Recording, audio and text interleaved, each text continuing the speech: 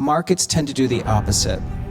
So because most people think we're down next year, I think the probabilities favor us doing better than what most people expect. The S&P 500 will rally strongly to 7,000 by the middle of next year, but the second half could be more challenging. Now you wonder, if this is true, why do we think the stock market does well in the first half but does poorly in the second half? And that's because we looked at all those instances of when the market was producing 2 back-to-back years of 20% gains. That's happened 5 times since 1871. And 4 of the 5 times, equities actually declined in the third year, meaning 2025. The second theme I want to highlight is Bitcoin. I think it's going to get to at least 250,000 next year, but I think that's a low forecast. It could do significantly better.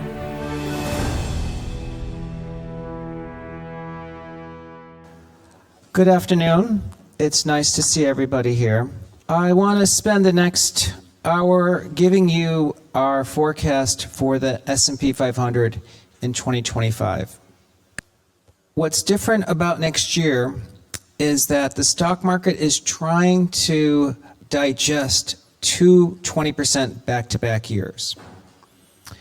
And our base case at the moment is that the S&P 500 will rally strongly to 7,000 by the middle of next year, but the second half could be more challenging, and so we end at 6,600.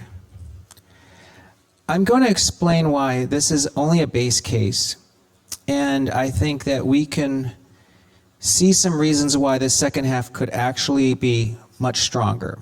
So I think of this as a forecast from now until June, and then when we get to June, we're going to revisit whether or not the market could do even better. So our basic thesis is you have many tailwinds building next year. The first is the Federal Reserve has a put because inflation is cooling, and now the Federal Reserve wants to support economic growth and employment. The second tailwind is that we have a new president and what we call a Trump put. He is the most stock market focused president ever, and he wants to boost confidence from business leaders and boost stock prices. And what we think that is going to happen is that there's going to be a tremendous amount of cash taken out of bonds and risk-free investments into equities. Now you wonder, if this is true, why do we think the stock market does well in the first half but does poorly in the second half? And that's because we looked at all those instances of when the market was producing 2 back-to-back years of 20% gains. That's happened 5 times since 1871. And 4 of the 5 times, equities actually declined in the third year, meaning 2025. I don't think that that's going to be the case in 2025. But keep in mind, 5 of the 5 times, the stock market did better in the first half than the second half. So I am optimistic about next year, even though history says there's only a 1 in 5 chance the market is higher in 2025. So this is something we hear from many of our clients. They're saying that 2025 should be very tough or a down year because we had 2 back-to-back years of 20%. Whenever we believe clients believe something is true, that's what we call a consensus view. Markets tend to do the opposite. So because most people think we're down next year, I think the probabilities favor us doing better than what most people expect. But with that as the backdrop, this is our rough roadmap. We see the S&P rising strongly, that's 1,000 points through June. And then some sort of decline takes place, taking us maybe to 5,500 before we rally to 6,600 again. Now, when this happens, you have to be ready to buy that dip. These are the 5 instances I mentioned. There are 5 times where the S&P had back-to-back gains of 20%. 1880, 1928, 1936, 1955, and 1996. Here's what's interesting.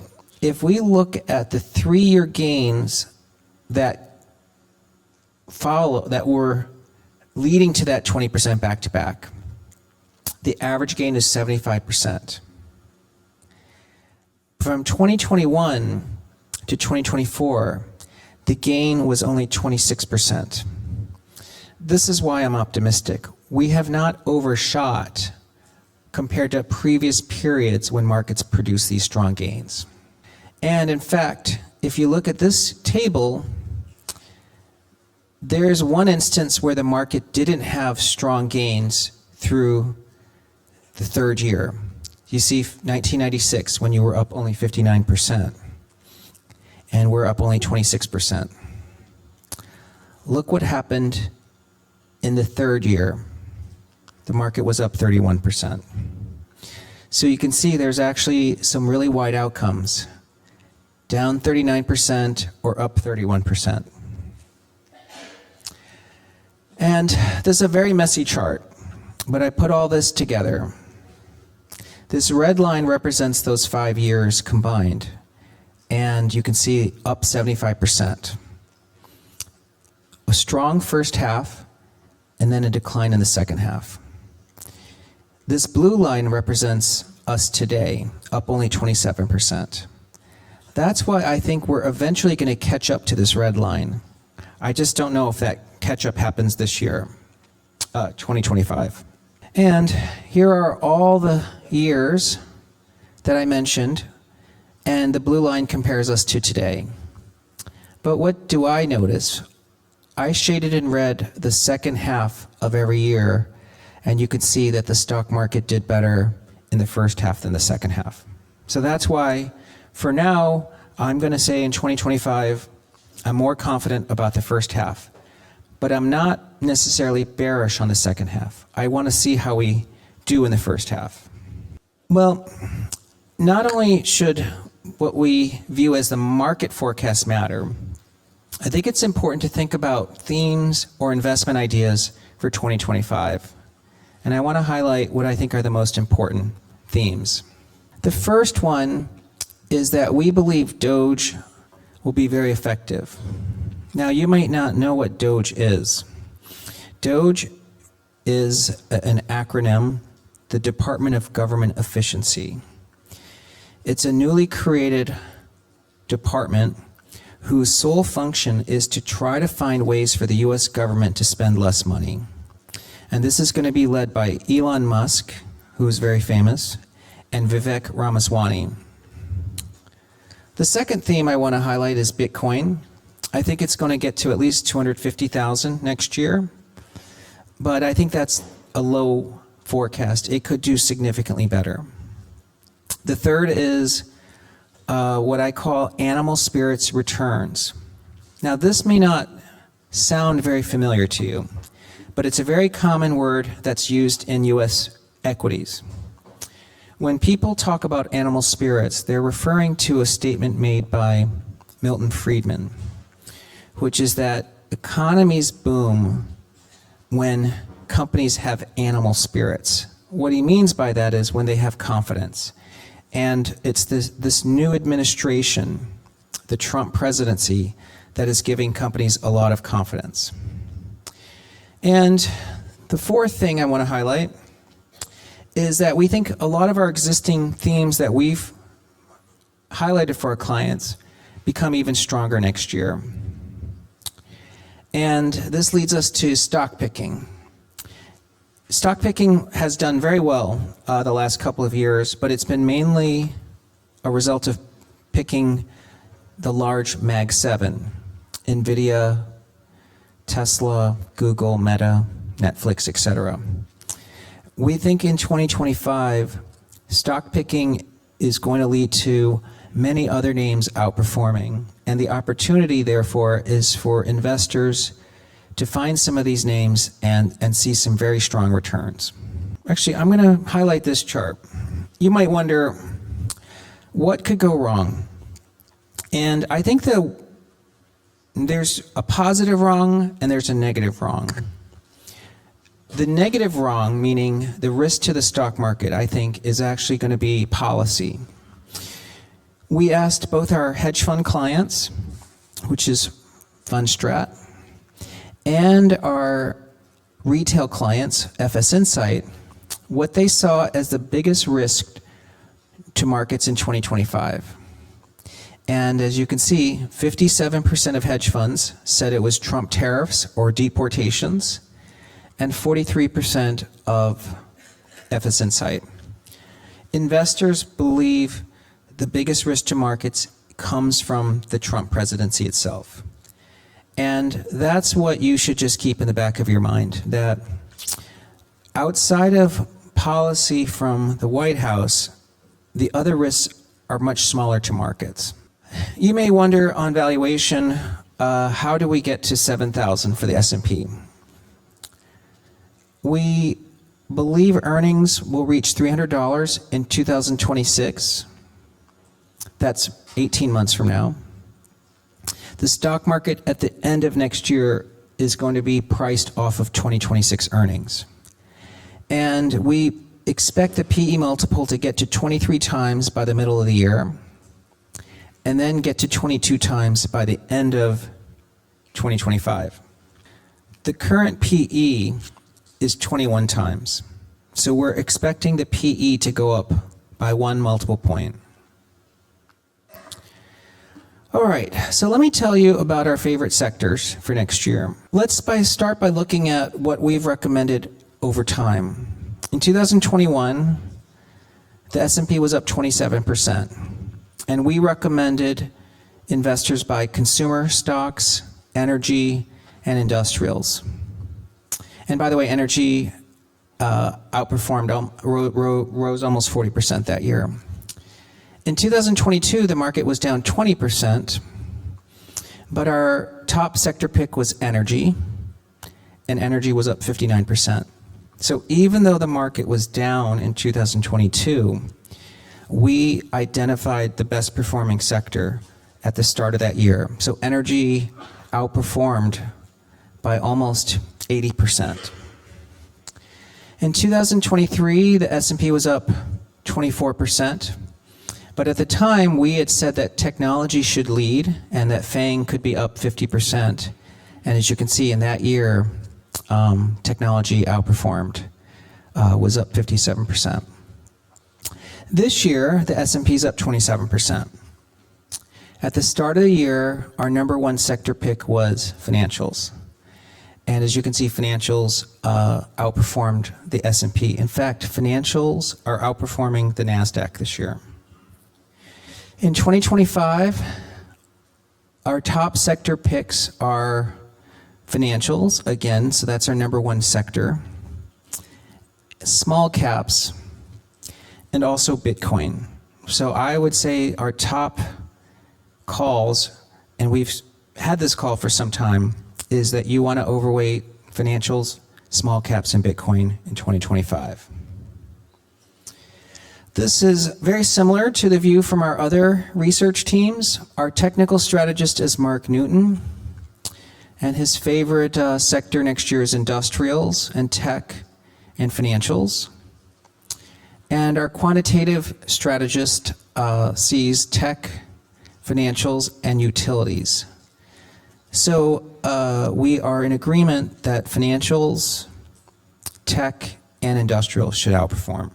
Okay, I feel like I should spend a few minutes talking about Doge, because it's not very familiar to our US clients, and I'm going to assume it's not very familiar to many of the folks in this audience. This is a newly created department, as I mentioned, and there's two heads, Vivek Ramaswamy and Elon Musk. This department actually has no executive powers. That means that they can develop recommendations, but nobody has to take their recommendations. Now, you may be skeptical because you're going to say, well, here's a government department that has no powers. How could that be effective? Well, this happened in World War II. In World War II, there was something called the Truman Committee. And Harry Truman was a senator in World War II. I don't expect many of you to be familiar with Harry Truman and the Truman Committee, so I want to explain what happened. At the start of World War II, the US government did not have the financial capability to pay for World War II because the US had just had some prosperity but was still suffering from the Great Depression. And at the start of World War II, US companies were taking advantage of the US government and overcharging or even sending defective products overseas. So Truman formed a committee. He made it a bipartisan committee, meaning there were both Republicans and Democrats, and it was made of people that he trusted. So these are the 7 members. He had no powers, executive powers, but he had the public. So he made a regular appearance on CBS radio. At the time, that was a national audience. And he would talk about the progress of his committee. He also asked citizens to send letters, and that was the starting point for its investigation. Now, this is interesting to me because this is very similar to Twitter. Elon Musk communicates to the US and the world through Twitter, and Twitter is one of the most powerful and most widely used communities today. So Harry Truman was the original Doge. Okay. How effective was Doge? Well, it was a smashing success. In fact, it was so successful, he was on the cover of Time magazine. I've listed some examples. He was so good, they called him an Investigator Truman, and that was actually one of his biggest accomplishments in his entire life. Even in some ways, he said more important than his being president. He found contractors were overcharging the US. He found Carnegie Steel was settling faulty slabs for ships, and they falsified quality control reports. He found Curtiss-Wright was selling defective engines, and planes were crashing. Standard Oil and Alcoa were dragging their feet to find substitutes just to keep prices high. And he even found companies like Remington were basically bribing advisors. In total, he saved $10 to $15 billion from the US budget for World War II. Now, this is just one committee, and you might say, well, $10 to $15 billion, is that a lot of money? In 2024 dollars, that's $2 trillion. So just by his investigating wartime spending, he found $2 trillion of savings. Well, I think Elon Musk can do even better than that. I think there's going to be a very big positive surprise from Doge because he will use Twitter to embarrass companies. You can follow what's happening if you have Twitter by going to this Twitter handle, Doge, the Department of Government Efficiency. Today, the US spends $6 trillion a year, and they only take revenues of $4.5 trillion. So the annual difference is $1.7 trillion. So if he finds $2 trillion of savings, this will actually fix the US government deficit problem. And I think that would be one of the biggest positive surprises for the stock market.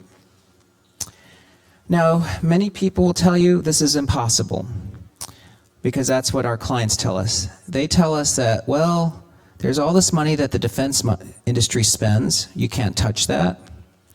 And they'll say that the health care and what they call entitlements like Social Security and benefits can't be touched. But I'm going to disagree. I think that there are many abuses in what we call procurement. There's needless spending. The U.S. overpays for many products, and there's a lot of waste. So I think that the surprise will be that we may uncover quite a lot of corruption. Now, this is negative in our view for healthcare. So if you own healthcare and you think you like healthcare, you probably are correct to own it long term. But you have two headwinds in healthcare right now. The first is RFK is going to be appointed the head of Health and Human Services.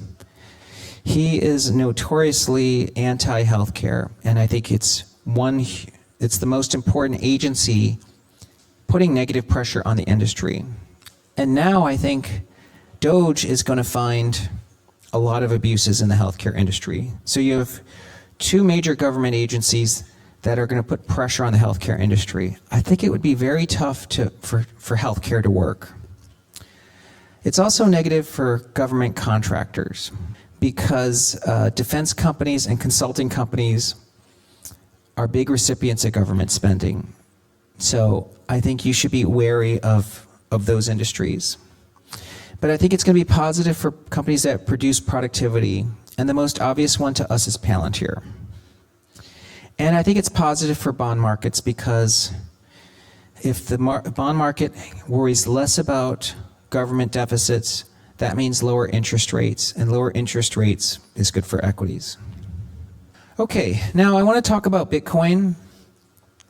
We've recommended Bitcoin to our clients since 2017, so touching on 8 years. And we've recommended investors allocate at least 2% to crypto. We think Bitcoin can reach 250,000 next year. It's very simple. One is we're going through the halving cycle, and that's a supply contraction at a time when demand for Bitcoin is still strong. The second is that we have a much friendlier government landscape. Many of you who follow Bitcoin know that the US has been hostile to Bitcoin for the last 3 years. In fact, the US was essentially trying to wipe Bitcoin off and make it illegal to own in the US, but they were not successful. The Trump presidency is taking a very different view. Foremost, the US actually wants to create a strategic Bitcoin reserve. Trump was on CNBC Friday, and he reiterated his commitment to making Bitcoin a reserve asset. I don't know if many people have thought about how much Bitcoin the US might actually buy. Today, the US government owns $660 billion worth of gold. They carry that gold on their balance sheet at the original cost from 1971. So officially, the US owns $11 billion worth of gold. But of course, if they sold it today, it would be worth $660 billion. The US owns 200,000 Bitcoin today. And in order to establish a strategic reserve, they've talked about increasing that total holding to 1 million Bitcoin, or buying roughly 800,000 additional Bitcoin at a cost of about $80 billion. The US only has to sell 15% of its gold holdings to fund that purchase of Bitcoin. Well, this is what makes me think about this important chart. Today, the value of gold is $18 trillion. And the total value of Bitcoin is $2 trillion. If the US is going to hold a strategic reserve of Bitcoin, it should own at least 10% of its value of gold in Bitcoin. That's about $70 billion worth. That's why I think over time, we have to think about where Bitcoin is going. We've used this view for some time, but we believe Bitcoin replaces gold. I think many of you believe that too, because it's quite useful. And if that's the case, if Bitcoin had the same value as gold, it would be worth $950,000 today. And that's more than 10 times higher than the current price of Bitcoin. We think the price of gold will rise over time, And that means that Bitcoin probably gets closer to 2 million or more. Okay, so let me talk about animal spirits quickly. It really has to do with the Trump White House. He's been welcomed by US equity investors because Trump is a second-term president, but this time entering the White House with the ability to create a completely new cabinet. That's very different if you think about it. Most presidents in the United States, when they have a second term, have an existing cabinet that they have to reconfigure. This time he's building that cabinet from scratch, and he's picked some really savvy people. And what Trump has said, he wants low deficits, he wants strong economic growth, and he wants lots of drilling for oil. That's going to keep inflation low. That's why many people, including Professor Jeremy Siegel, said that Trump is the most stock market focused president in history. And if we look at stock market returns since 1900, whenever there's been a Republican president, Republican Senate, and a Republican House, that's happened 30 times. Stock market returns have been around 8% with low inflation. Compared to a Democratic sweep, the returns are similar. But do you see how much more inflation there is when you have Democrats in power? 5% versus 0.5%. So again, I think it's going to be possible for Trump to deliver on his promises. We also have what I would call a dovish Fed. And I believe most people know what that means, but just to reiterate, a dovish Fed means the Fed wants to keep interest rates low and support the economy. And that's bullish for stocks as well. There has been a recession in the US in auto sales and durable goods and in housing because the Fed has kept interest rates so high. These benefits of lower interest rates are going to reverse this all next year. Okay, so that gets us to why are we recommending small caps and financials and Bitcoin? Well, it has to do with thinking of those two scenarios. We had written for some time that if Trump wins, it's positive for Bitcoin, positive for small caps of deregulation, and M&A, which benefits small caps and financials. And if the Fed is dovish, that's easy money, and that's positive for Bitcoin and small caps, as well as for the banks. So there's a lot of logical reasons for why we're saying that these are the best sectors in 2025. Now, that doesn't mean we don't like technology or we don't like the Mag 7, but these are catalysts for these groups specifically. Okay. This week, on Wednesday, the Federal Reserve is going to have its December rate decision, and they're expected to cut interest rates in December by 25 basis points. But we want to know what the Federal Reserve might do in 2025. Here is our take.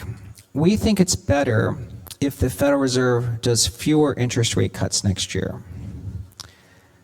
The market is pricing in 3 cuts, but we think it's better if they do only 1 cut.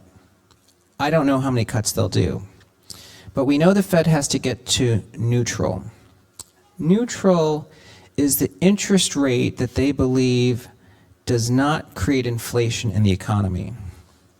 The current Fed funds rate is 4.75%, and the neutral rate is believed to be somewhere between 2.5 and 3%. That means the Fed has to make 6 to 8 cuts to get to neutral.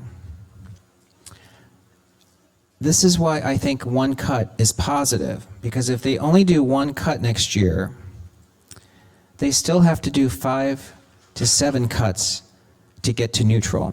So the fewer cuts they do, the longer the easing cycle is. And the longer the easing cycle, the longer the bull market. Because we know one reason bull markets end is when the Fed turns hawkish or begins to tighten rates. Okay, I'm going to spend just a couple minutes talking about longevity in America. That's a theme that we've talked about with millennials. But one thing that may surprise you is that millennials are a generation of Americans born between 1980 and 2000. These are the generations in America. There's millennials. There's Gen X, those born between 1965 and 1980. There's baby boomers born between 1946 and 64. And there's the silent generation, born between 1928 and 1945. The blue line here represents millennials. And this is from the BLS. It shows that at every age, okay, let's say at age 20 to 29, millennials, 28% of millennials were obese. And if you look at ages 30 to 39, when each of these generations was ages 30 to 39, almost 40% of the millennials are obese. And they now project that when millennials are between 40 and 50, 44% will be obese. So millennials are the heaviest generation of Americans ever. And this is why we think longevity will include weight loss programs and drugs to treat millennials. This is a long-term opportunity for investors. Now, let me spend a few minutes, because I only have 10 minutes left, to talk about small caps. Small caps are very cyclical. And in the last 10 years, small caps underperformed the S&P by 9,100 basis points, or 91%. Since 1800, this is the second worst 10-year period. The only 10-year period that was worse was 1988 to 1998. And then the second worst period before that was 1981 to 1991. And then before that, 1955. Here's the thing. What did small caps do over the next 3 years and 5 years? Well, in 1955, 1991, and in 1998, small caps outperformed over the next 3 years and 5 years relative to the S&P. So if you believe history is different, this won't happen. But in our view, the conditions are in place for small caps to outperform. And as again, I've mentioned, one of the principal reasons is that we have a White House that is going to push for deregulation, which will lead to mergers, and that's positive for small caps. The second is valuation. Small caps trade at an attractive multiple relative to large caps. Right here, you can see the median PE for small caps is 10 times forward earnings compared to 18 times for large caps. Okay, now, we like regional banks as well, which are part of the financials. But here's, I think, an important chart for financials. This is stocks from 1933, and this blue line measures financials relative to the broader stock index. And you could see, historically, it was very cyclical. And then in 2008, the financial crisis happened. Now, after the financial crisis in 2008, the Obama administration took very punitive actions against the banks. And as you can see, banks struggled here since 2008. And then COVID happened and banks collapsed. So banks here are now below a level where they normally start to outperform the market. And again, we now have a White House that is pro-deregulation, wants to have the stock market do well. All of those require the financial industry to perform. So I think that this is the start of a period of outperformance of financials. And that's why it's our number one pick. Okay, then let me talk about granny shots.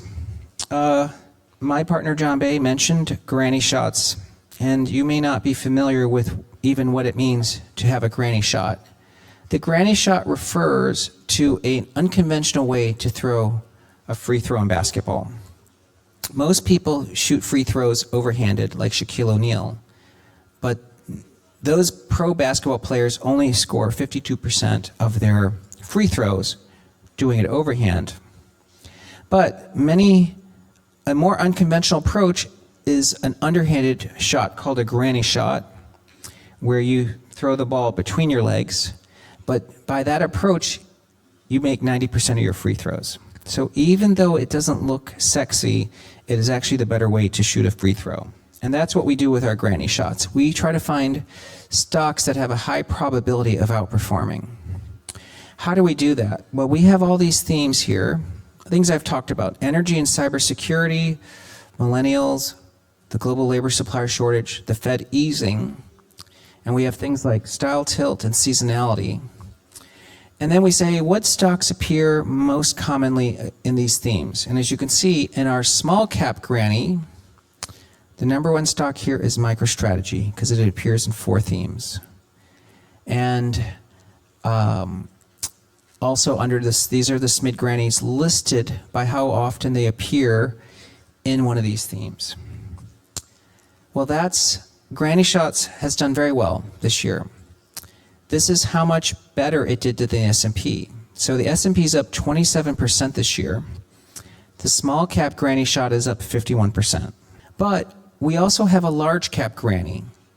But we moved our large cap granny shots to the ETF granny, GRNY, which you can purchase on many brokerage platforms.